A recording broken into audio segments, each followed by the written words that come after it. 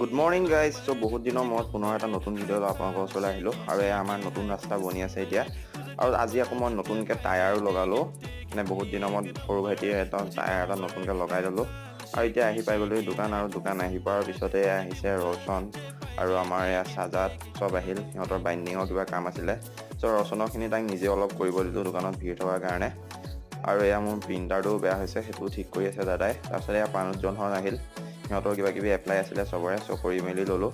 লৈ মেলি পেলাই এতিয়া গোটেইখিনি এটা ধুনীয়া চাহৰ ব্ৰেক লৈ ল'লোঁ। আৰু এয়া মানে আজি চাহটো আমাৰ দিছিলে অংকিতাৰ ফালৰ পৰা, আৰু অলপ ময়ো দিলোঁ বাৰু। চ' গোটেইকেইটাই মিলি এতিয়া ধুনীয়াকৈ চাহ তাহ খাই ল'লোঁ। খাই লোৱাৰ পিছতে মোৰো অকণমান পেটৰ ভোকটো লাগি আহিল। চ' ভোক লাগি অহা দেখি ময়ো এতিয়া টিফিনটো উলিয়াই ল'লোঁ খাবলৈ কাৰণে।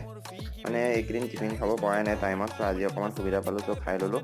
খাই বৈ লৈ শেষত আকৌ ফুচকা খাব মন গ'ল, চ' গোটেইকেইটাই ফুচকা খাই আজি ভিডিঅ'টো ইয়াতে শেষ কৰিলোঁ গাইজ। আজিলৈ আহিছোঁ, বাই বাই।